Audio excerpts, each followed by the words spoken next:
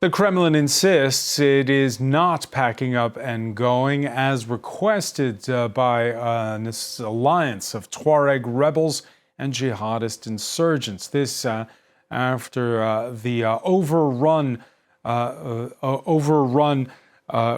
mercenaries of the Africa Corps were forced to quit the northern city of Kidal. Here you see images from earlier in the day in the capital, Bamako, the funeral for the defense minister, assassinated on the same day, Saturday, by insurgents in a car bomb in near the capital, Bamako. A moment of quiet reflection under tight security. After the violence of the weekend, the military junta projected a united front on Malian state television at the funeral of the country's defense minister, Sadio Camara. My general, you are not dead. You have simply left. As the military saying goes, a general does not die, he departs. You were honest and brave, endowed with unquestionable military valor. You mistook bullets for raindrops. Camara was killed in an attack at his residence in Kati last Saturday during 2 days of fierce fighting, which pitted the army against separatists and jihadists. It was the largest assault on the country in nearly 15 years, targeting the military junta and its Russian paramilitary backers. An officer who rose to the rank of lieutenant general, Camara was seen as the mastermind behind the junta's pivot to an alliance with Russia after falling out with former ally France. First with Wagner mercenaries in 2021, then with their successor Africa Corps under the Kremlin's direct control.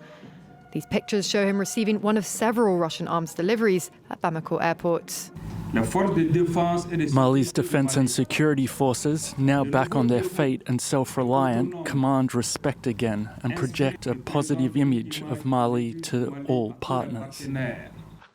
Russia on Thursday said its forces would stay in Mali, rejecting a call from the Tuareg separatists for Moscow to withdraw. During the weekend assault, the rebels were able to capture the key northern town of Kidal. They've since announced that they intend to push forward and conquer the north, declaring that the country's ruling junta will fall. For more, let's cross to London. Paul Melly is consulting fellow at the think tank Chatham House. Thanks for speaking with us here on France 24. Good afternoon. Good to be with you. The images there we saw in public, Assimi Goïta, the head of the junta, for a couple of days, he laid low after those big setbacks, not just in that northern city of Kidal and with the assassination of his defense minister, but in several cities across Mali. Are we in the same situation as in 2012 when the French military had to swoop in to save Mali's capital from being overrun by insurgents? I think we're in the same in this sense that we've seen the creation of this new alliance between the jihadists and the Tuareg separatists who have a secular agenda and want to carve out a homeland for the Tuareg, Azawad, in the north, in the Sahara Desert. But what's really different this time is the regional and international context, so that back in 2012, 2013, even though there had in fact been a coup a year or so earlier, the relationship between Mali and France was much better, and therefore the Malian government was actually in a position to ask France as a major outside power to provide emergency assistance to try and help recover control of the north. The other thing that was different was Mali's relationships with coastal West Africa were much better. At that stage, Mali was a member of the ECOWAS bloc, and many West African countries were willing to contribute to AFISMA, the military force which, alongside the French and the Malian army, engaged in that campaign and really in a matter of just a few weeks retook control of the towns in the far north. The other thing that's really different this time is that after that earlier episode, 15 years ago, the Tuareg negotiated an autonomy settlement with the government in Mali, and there was decentralization, and the northern regions of the country ran significant aspects of their own affairs. But after the military coups of a few years ago, the military junta now ruling Mali tore up that autonomy agreement, tore up that peace accord. And it's quite difficult to see the Tuareg, for example, going back and saying, okay, we are going once again to end our alliance with the jihadists and settle for some sort of autonomy for the north, because why would they trust the junta to agree to that?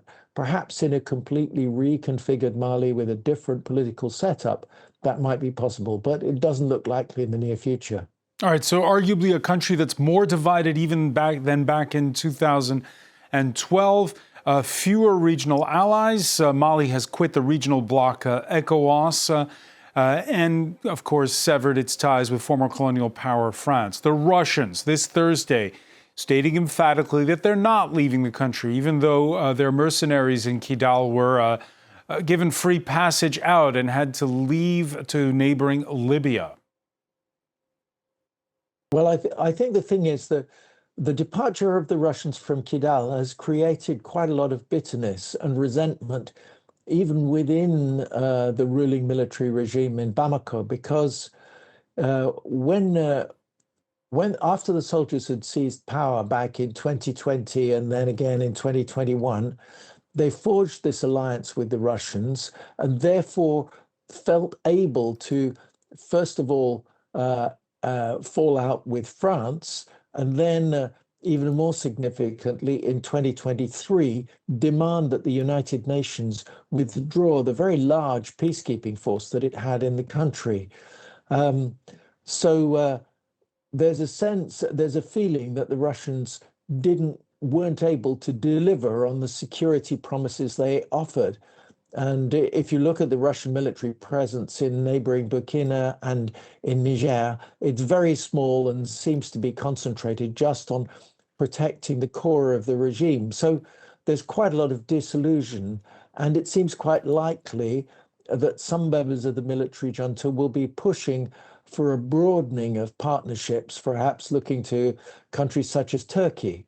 But the problem that they've got is that there aren't necessarily that many outside players who would be willing to come in and deploy in large numbers and in force to support. Coastal West Africa wants to help, despite the split of the Sahelian countries from ECOWAS, but its means are limited. You know, the ECOWAS standby force that's under discussion, we're talking about perhaps a couple of thousand troops. They're likely to focus on border security, but a wholesale big campaign into the north of Mali to seize back Kidal and strengthen the position around Gao, the other big northern city, the most important city in the north, which is currently under military pressure and threatened by the rebel groups.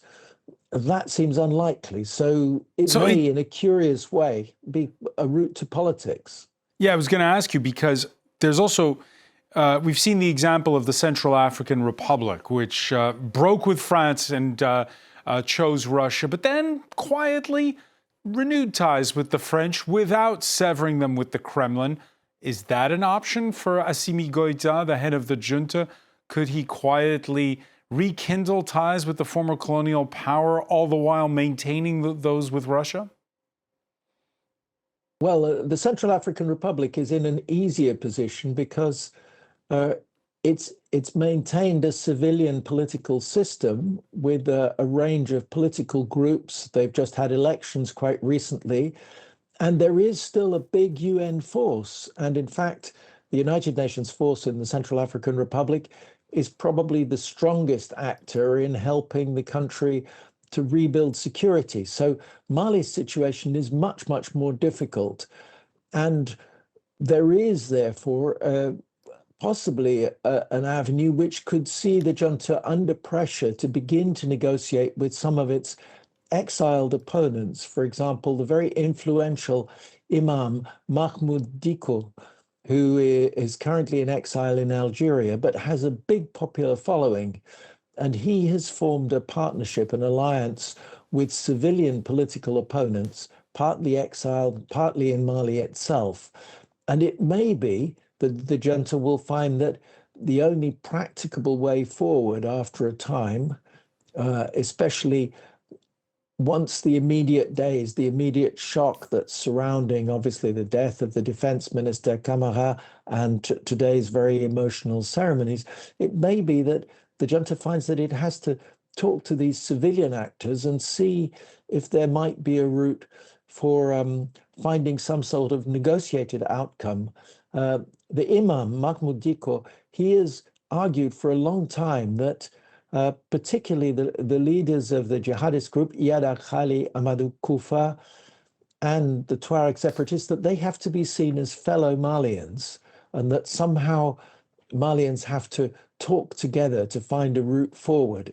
So curiously, out of this shocking wave of violence, we might find that politics is the more viable path forward than the military force, because military force is unable to solve the crisis.